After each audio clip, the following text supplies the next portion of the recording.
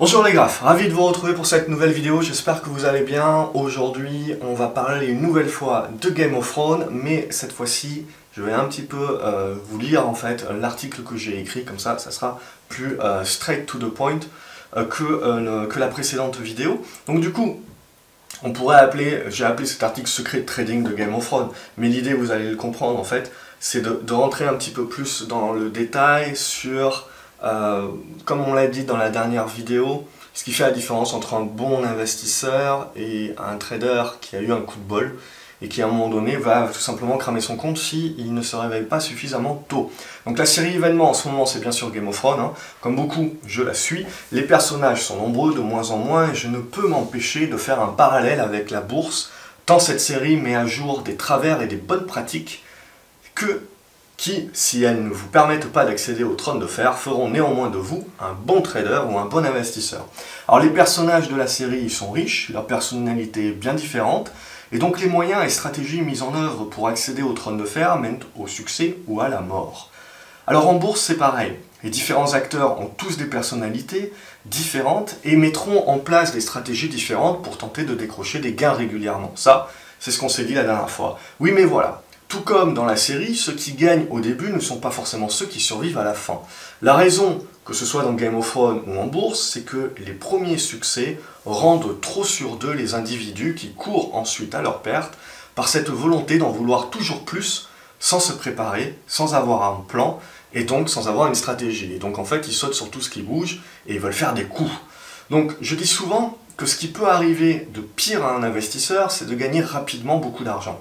Il pensera alors que ce gain n'est que le fruit de son savoir, le fruit de la magnificence avec laquelle il a su appliquer la stratégie qu'il vient juste d'apprendre éventuellement, de son intellect, et qu'il peut faire fortune en bourse facilement puisque maintenant il maîtrise complètement les marchés.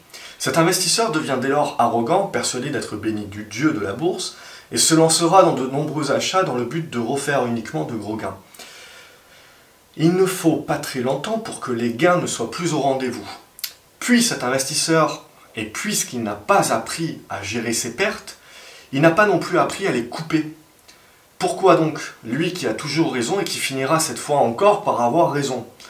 Il continuera d'investir sans plan en choisissant uniquement des actions qui peuvent lui offrir sa performance passée. Ça aussi c'est très dangereux, c'est que si vous commencez à faire des coups à plus 30, plus 40%, vous avez l'impression que ça va tout le temps être comme ça et que donc vous n'acceptez pas de gagner moins. Et donc ça bien évidemment, hein, c'est pas tout le temps comme ça et il y a des cycles, et il y a des marchés, et il y a justement des marchés et des cycles qui sauront vous offrir des performances comme ça à 2 chiffres, entre guillemets facilement.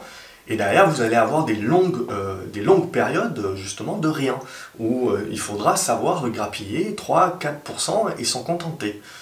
Mais sans jamais comprendre, le problème, c'est que quand on gagne 20, 30, 40%, la majorité des gens, ils ne prennent pas en relation le risque derrière. Ils ne comprennent pas les risques importants qui sont pris également. Et donc derrière, quand ils se prennent du moins 20, moins 30, moins 40%, bah, ils ne comprennent pas.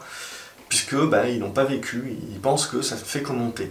Alors cet investisseur, c'est ainsi que cet investisseur fait partie des 90% de traders qui crament leur compte dans les 6 premiers mois, alors qu'il a très bien commencé. Comme dans Game of Thrones, gagner les premières batailles ne signifie pas gagner la guerre. Surtout quand on ne sait pas prendre conscience que ces premières victoires ne sont que chance, ne sont pas dues à une bonne stratégie et qu'on ne sait pas prévoir le coup d'après. Surtout ça, le plus important. Car le problème de cet investisseur, c'est que par arrogance, il n'aura jamais de stratégie, persuadé d'avoir un don, une intuition.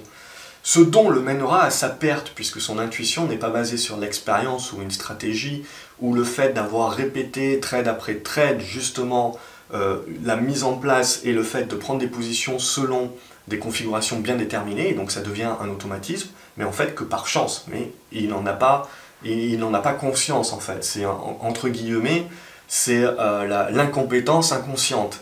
Donc, ne pas être préparé peut vous faire gagner par chance, ça arrive. Mais la chance ne dure pas éternellement. Ne pas en prendre conscience suffisamment tôt, c'est se donner rendez-vous au cimetière des traders. Contrairement à cet investisseur, celui qui est plus silencieux, plus modeste, qui décide d'avancer pas à pas, à moindre risque, sera celui qui arrivera à ses fins, à long terme et durablement.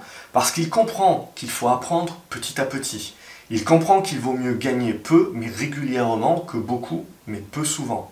C'est en cela qu'il pourra confirmer que sa stratégie est la bonne, surtout qu'il se sent serein avec.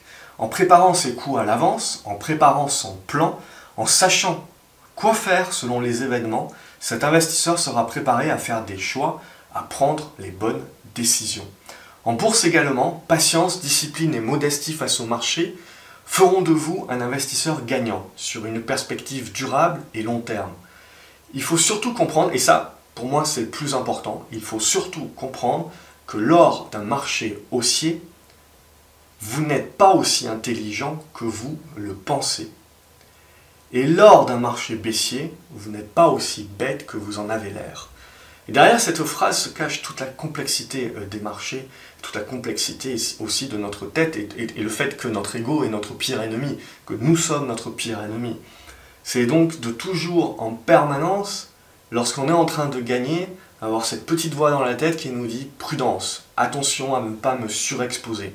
Et quand on est en train de perdre, cette petite voix dans la tête qui dit « regarde les valorisations, prends du recul, vois l'ensemble et te fais pas noyer par le bruit court terme, de la panique ». Donc ça c'est toujours super important et c'est là, justement, ça dénote de quoi? Ça dénote de l'inefficience des marchés. Et cette inefficience des marchés, on en a besoin par moment, parce que c'est de là d'où on va créer, d'où l'investisseur va pouvoir créer les opportunités, et donc derrière la capacité de battre les marchés. Alors à méditer pour éviter de se retrouver non pas sans tête, mais sans capital. Donc voilà, j'espère que vous avez aimé cette vidéo. Dans les commentaires, n'hésitez pas à me dire ce que vous en pensez, surtout de cette dernière phrase. Il faut surtout comprendre que lors d'un marché haussier, vous n'êtes pas aussi intelligent que vous le pensez, et lors d'un marché baissier, vous n'êtes pas aussi bête que vous en avez l'air. Elle est très bien cette phrase, essayez de réfléchir un petit peu et de me dire ce que vous en pensez dans les commentaires. Je vais vous y retrouver avec plaisir. Salut les graphes et à la prochaine vidéo.